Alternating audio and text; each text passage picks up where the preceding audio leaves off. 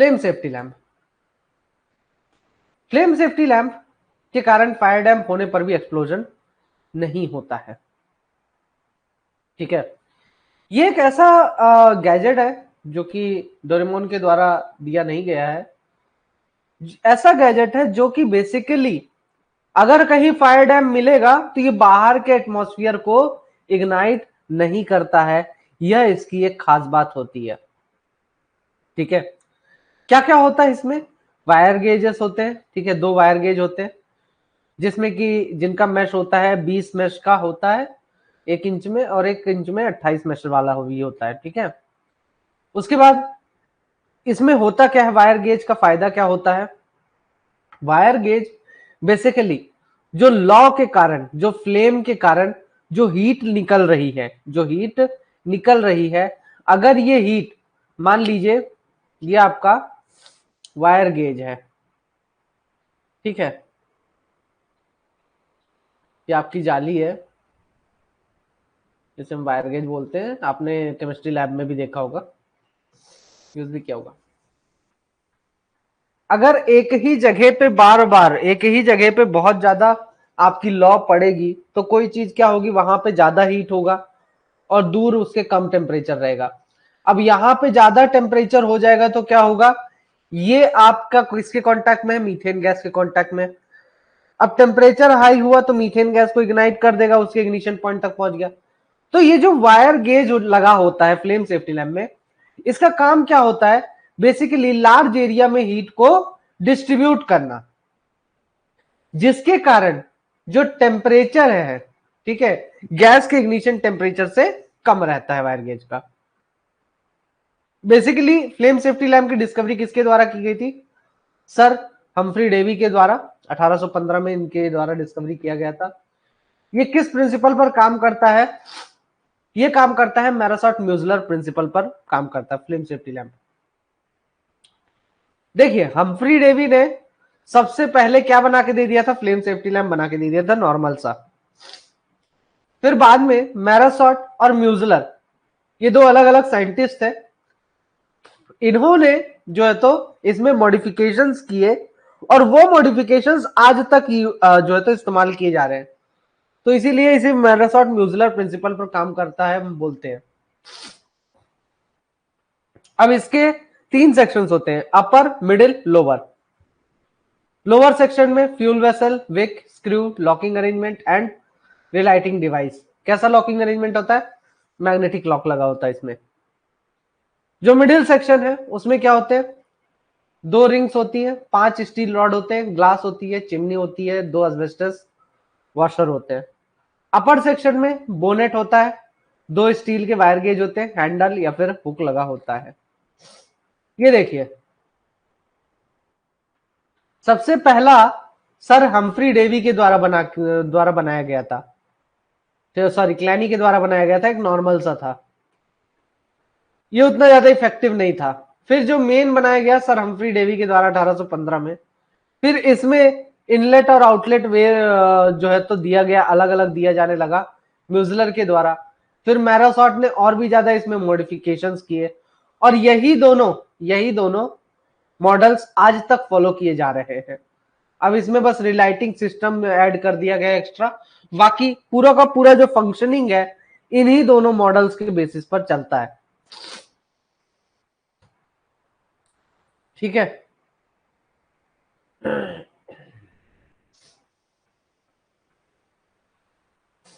अब देखिए flame safety lamp का वर्किंग प्रिंसिपल।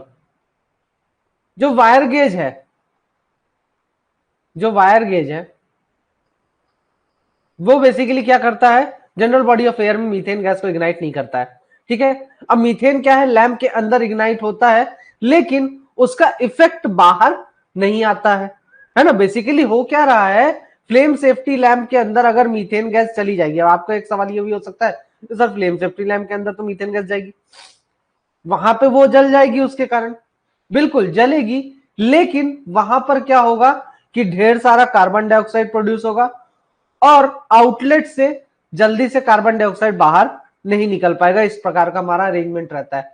अब कार्बन डाइऑक्साइड नहीं निकल पाएगा तो क्या होगा एट द एंड, वो जो फ्लेम सेफ्टी लैंप है वो बुझ जाएगा। ठीक है। दूसरा बोलता है कि जो वायर गेज है और जो आपका बर्नर है, ठीक है, बर्नर का जो माउथ है, इनके बीच में कम से कम 30 mm का डिस्टेंस हमें मेंटेन करके रखना है।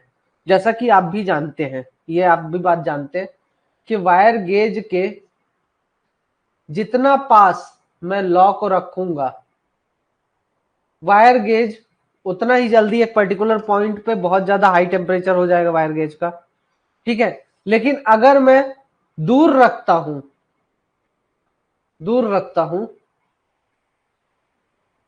ठीक है, इस पोजीशन पे, तो ये जो फ्लेम है ये एक लार्ज एरिया में वायर गेज को हीट करेगा, एक पर्टिकुलर पॉइंट पे ज्यादा टेम्परेचर नहीं करेगा। अब आप बोलेंगे सर बहुत ही दूर रख दो, जरूरत क्या है 30 mm की? अगर मैं इतनी दूर रखूंगा तो कार्बन डाइऑक्साइड जो है तो यहां पे जाके सेटल हो जाएगा। ठीक है, हो सकता है, और हो सकता है पॉसिबिलिटीज आर देयर कि एक्सप्लोजन हुआ तो बाहर आसानी से निकल गया, मीथेन गैस का एक्सप्लोजन जो है वो बाहर आसानी से निकल गया, बुझा ही नहीं, हुए पड़ा है अंदर ही अंदर एक्सप्लोजन और एक समय के बाद बाहर निकल गया। तो ना ज्यादा दूर रख सकते हो ना ज्यादा पास रख सकते हो, ये एक दिक्कत है। ठीक है।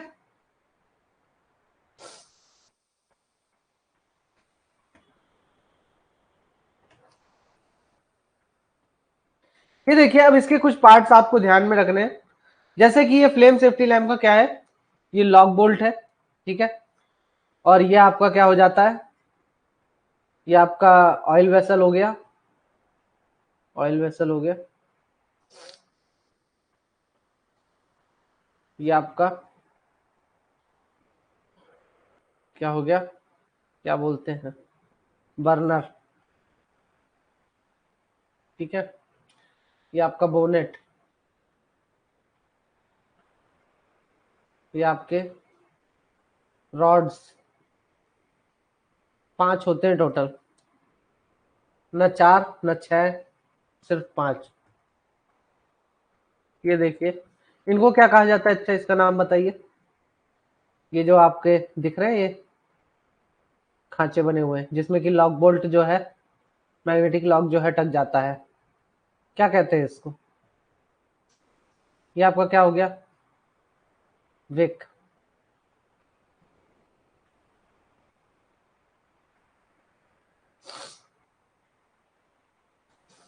नहीं, इसको बोलते हैं रैशेट,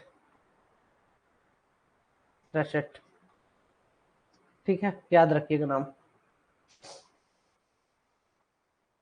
ये मैग्नेटिक अनलॉकर बेसिकली कुछ इस प्रकार का होता है। हमें जब भी अपना फ्लेम सेफ्टी लैम्प खोलना होता है, खांचे रैशेट, रैशेट।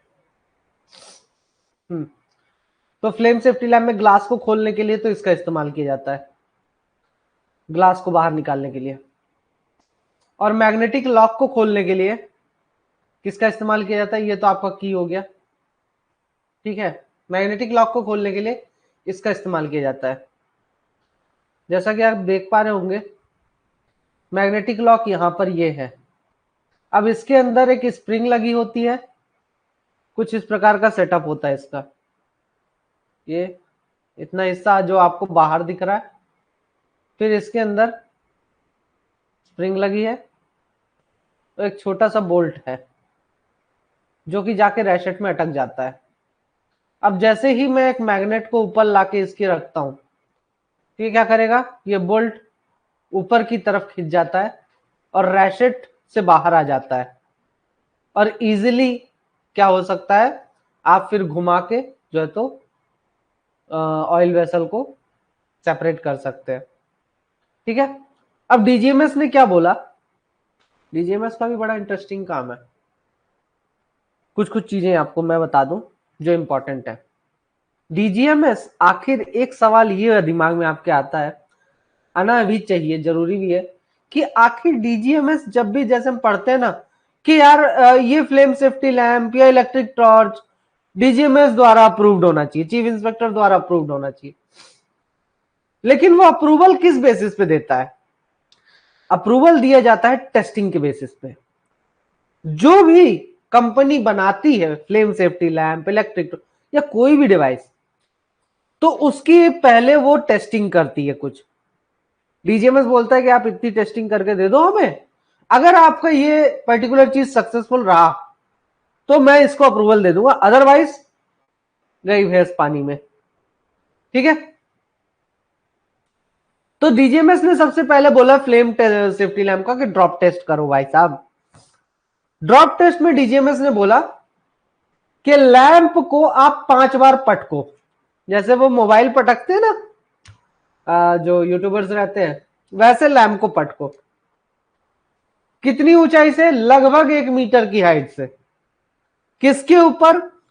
हार्ड वुडन बोर्ड के ऊपर, हार्ड वुडन बोर्ड के ऊपर।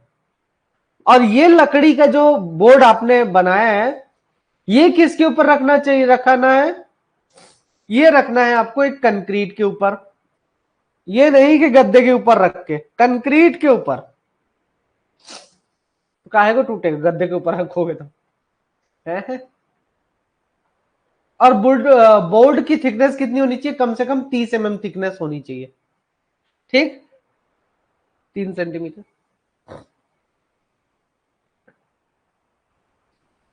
अब अगर पटकने पर पास हो गया, मतलब कोई भी कंपोनेंट उसका डैमेज नहीं हुआ, तो फ्लेम सेफ्टी लैंप आपका ओके है।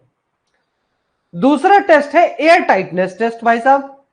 इसमें क्या होता है कि इसमें 6 मीटर पर सेकेंड से की अधिक वेलोसिटी के साथ एयर फ्लो कराई जाती है, और वहां पर फ्लेम सेफ्टी लैंप को रख दिया जाता है। फिर ऑब्जर्व किया जाता है कहीं इसकी लॉ फड़फड़ा तो नहीं रही है, मतलब हिल डुल तो नहीं है, फ्लिकरिंग तो नहीं हो रहा है लॉ में, ठीक है, बुझ तो नहीं गया फ्लेम सेफ्टी लैंप। तो ये किस चीज के लिए है? Test for air tightness. मेरे साथ तो बहुत बार ऐसा होता था कि फ्लेम सेफ्टी लैंप लेके तो गए थे, लेकिन पता नहीं वो कब बुझ जाता था यार, और बड़ा मन लगा के लेके जाते थे, फिर पूरे टाइम लादना पड़ता था उसको, कभी भी बुझ जाता है। ज्यादातर यही दिक्कत आती, बुझ जाता था।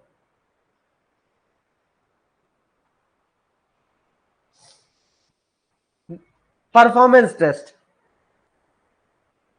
तो ये क्या कैसे डिसाइड किया जाता है? फ्लेम की लेंथ के बेसिस पर डिसाइड किया जाता है कि फ्लेम की लेंथ कितनी है, जैसे कि उसकी इंटेंसिटी, उसका कलर, उसकी sensitivity towards methane concentration. Performance test समझ रहे हो भाई? जो फ्लेम आपकी बन रही है वही तो आपकी जीवन रक्षक है, वही तो आपको बचाएगी, है ना? तो उसका कलर आपको समझ में आना चाहिए। अब वो कितने अच्छे से कलर दिखाता है वो अच्छी बात होनी चाहिए, ठीक है। दूसरा,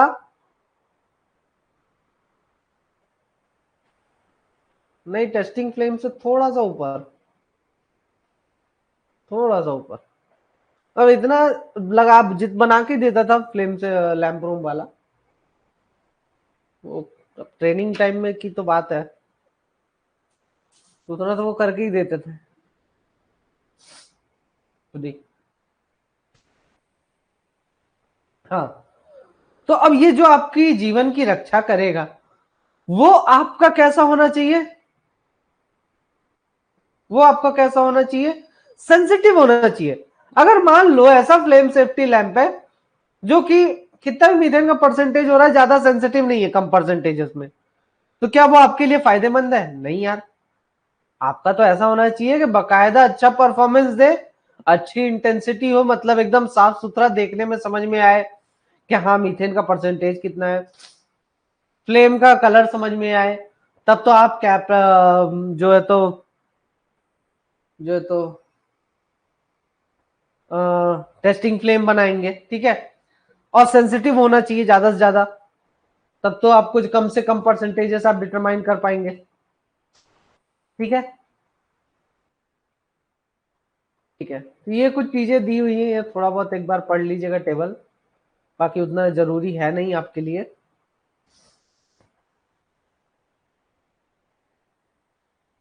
अच्छा, कितने लोगों ने अभी तक फ्लेम सेफ्टी लैंप नहीं देखा है? माइंस में।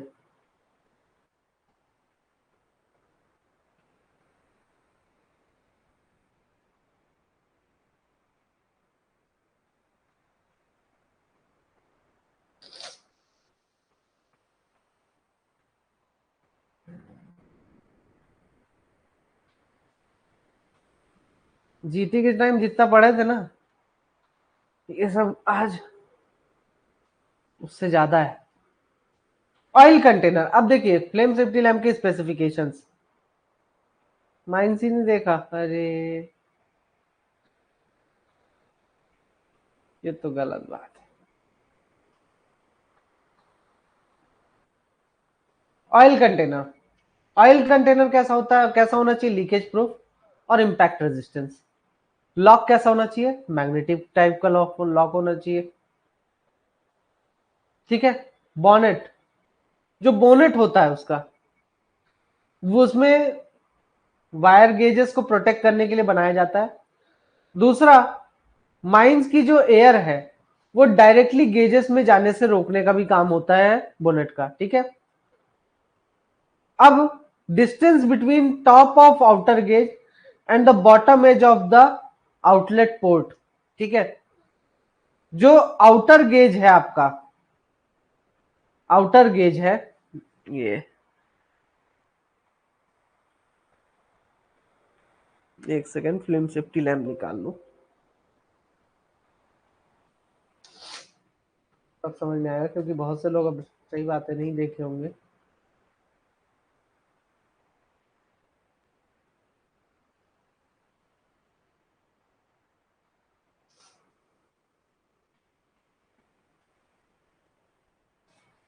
ये देखिए,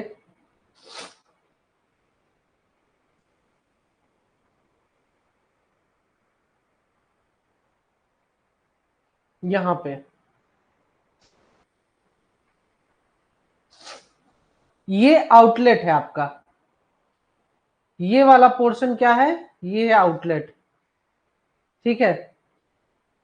एयर यहां से नीचे से घुसती है और ऐसे यहां से ऐसे जाकर हवा प्रोवाइड कराती है, ऑक्सीजन, और फिर ऐसे धुआं बन के बाहर निकल जाती है। ठीक है। तो ये जो आउटलेट है इसका बॉटम एज, ये वाला पॉइंट, और ये जो आपका गेज है, ये गेज नंबर 1, ये इनर गेज, इनर गेज, और ये आपका आउटर गेज। तो इनके बीच का जो गैप है कितना बोल रहा है, 5 mm।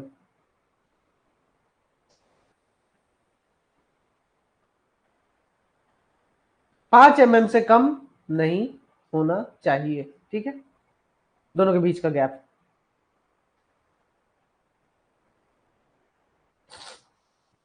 अभी अपर्चर वगैरह याद करने की जरूरत नहीं है, बहुत देखो डीपली, बहुत ज्यादा डीपली हो जाएगा ये आपका, क्योंकि बेसिकली पीएससी लेवल का है।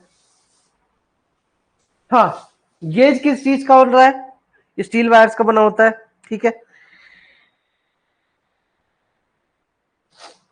दूसरा, इसका हीट रेडिएटिंग एरिया, ताकि हीट को क्या कर सके, फैलाने के लिए गेज, वायर गेज का एरिया जो है तो बड़ा रखा जाता है। अब एक होता है आउटर गेज और एक होता है इनर गेज, जैसा कि मैंने बताया।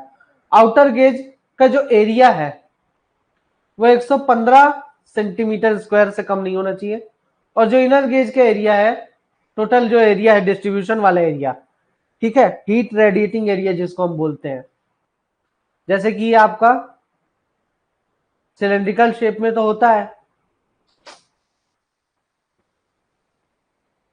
ठीक है। तो ये जो इसका पूरा एरिया है ये कितना होना चाहिए, तो आउटर गेज का 115 सेंटीमीटर स्क्वायर से कम नहीं होना चाहिए, और इनर गेज का 90 सेंटीमीटर स्क्वायर से कम नहीं होना चाहिए। ठीक है। इनर गेज और आउटर गेज के बीच का डिस्टेंस 1.5 mm से कम नहीं होना चाहिए। तो आपका मैंने हर एक चीज बता दिया।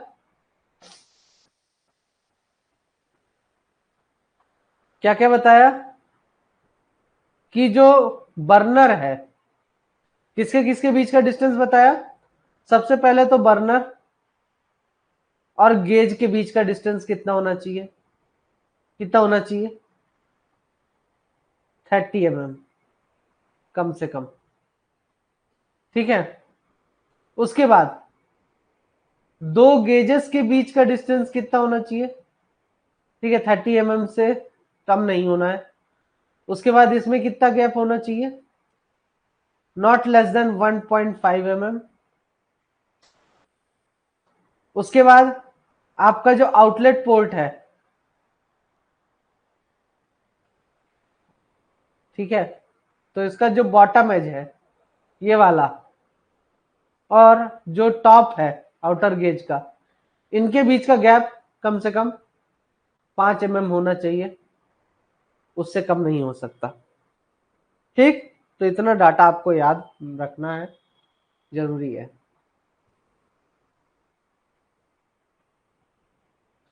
अब इसमें क्या होता है, वॉशर रिंग होती है, गैस्केट या फिर वॉशर रिंग। ये कैसा होता है? ये नॉन फ्लेमेबल मटेरियल का बना होता है, बेसिकली एस्बेस्टस से बना होता है। 1.5 mm, अरे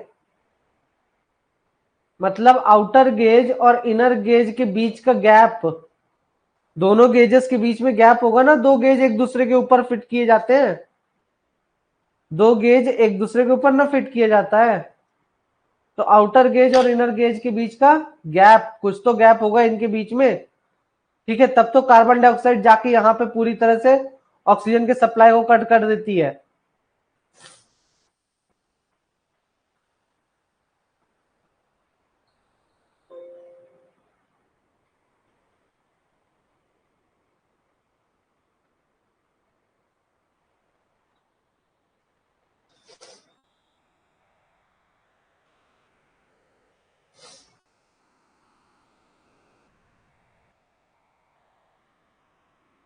पांच एम एम तो आउटलेट और आउटर गेज के बीच का डिस्टेंस है,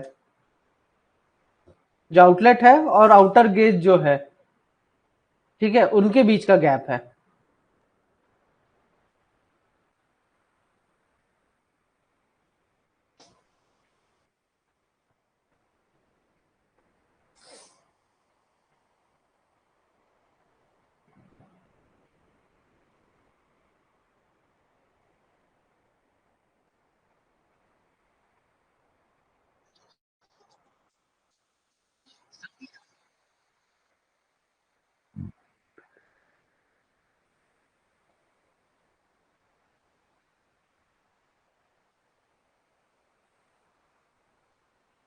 देखिए आपको,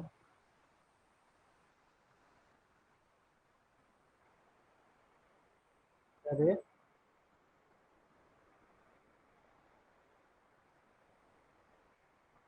ये देखिए, ये फ्लेम सेफ्टी लैंप कुछ इस प्रकार का दिखता है, जिसने कभी नहीं देखा।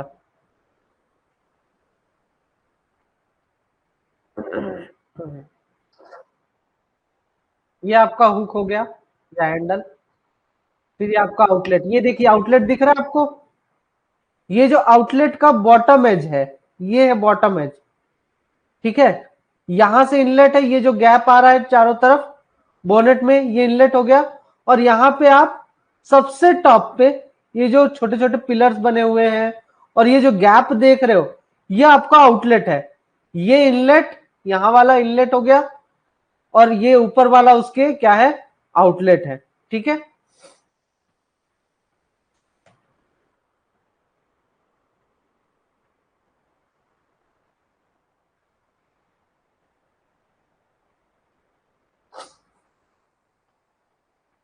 फिर उसके बाद आता है यहाँ पे आपका ग्लास, और फिर आखिरी में ऑयल वेसल, और ये आपके 5 तो पिलर्स। अब ये देखिए कैसे खोलते हैं मैग्नेटिक लॉक से।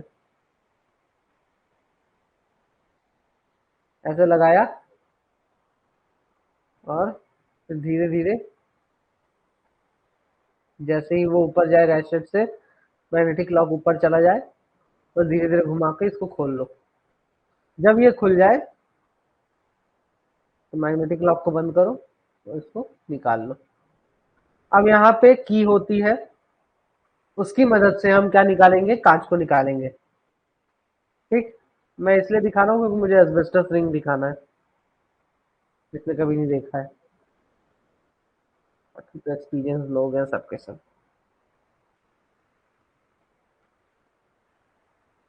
हालांकि ये गलत तरीका खोलने का, लेकिन हो गया, अपन खोल लेते हैं ऐसे खटाखट। अब ये देखिए, ये है कांच, ग्लास, ये दो जालियां जस्ट एक दूसरे के ऊपर, ये देखो एक दूसरे के अंदर ना रहती हैं ये, तो इनके टॉप के बीच का जो गैप होता है, ठीक, उस गैप की बात कर रहा था मैं। 1.5 mm से कम नहीं होना चाहिए।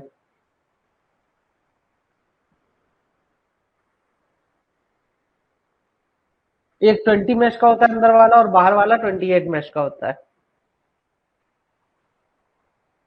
ये है गैस्केट रिंग्स, बोले तो आपका पैकिंग रिंग्स, ठीक है, पैकिंग रिंग्स के नाम से भी जाना जाता है।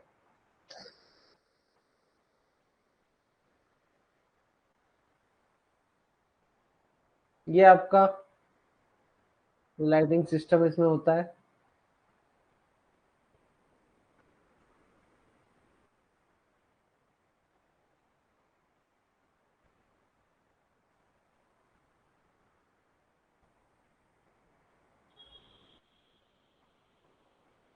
ये आपका फ्लेम सेफ्टी लैम्प कुछ इस प्रकार का दिखता है।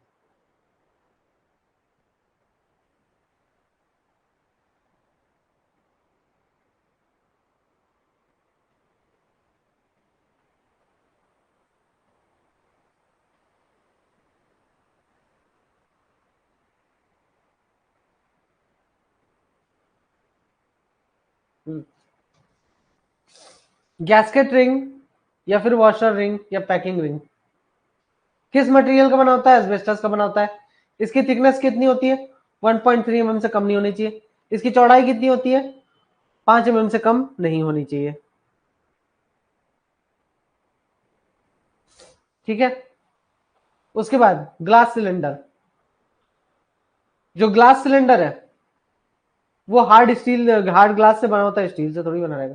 ठीक है, इसका जो कंपोजिशन होता है सब जगह पूरे ऊपर से लेकर नीचे तक एक कंपोजिशन होता है, मतलब इसकी थिकनेस या जो इसमें मटीरियल, जिस मटेरियल से भी बना है, ऊपर से लेकर नीचे तक, मतलब इसके हर एक पॉइंट पर जो मटेरियल की क्वांटिटी है वो सेम रहेगी।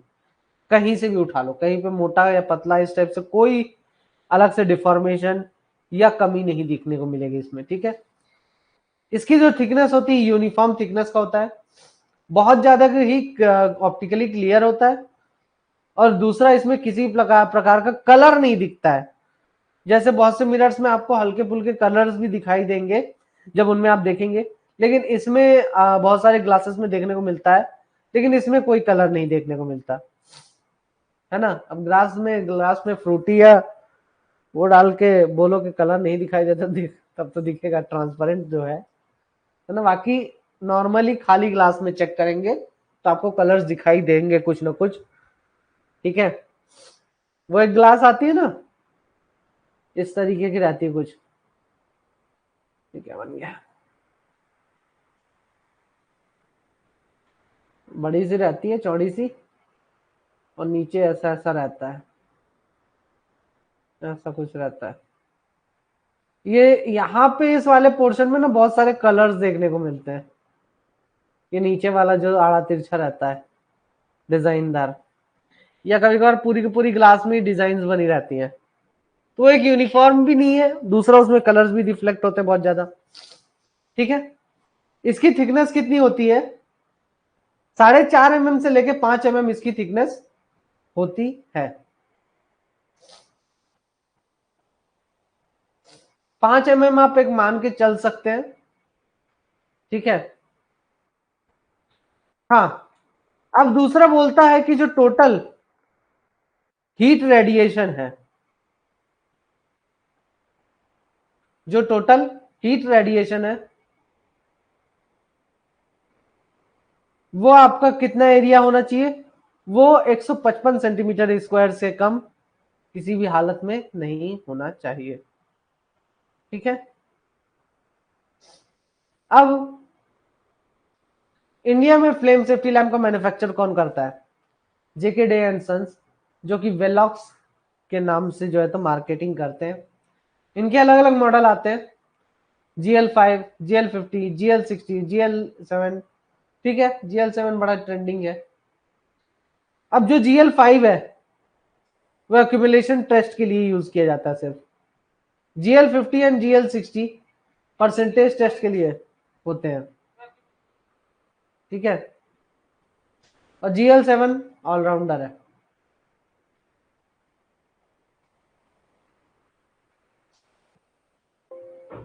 हो गया इनके थोड़ी बहुत कुछ स्पेसिफिकेशंस है, वो उतना ज्यादा जरूरी नहीं है आपके लिए।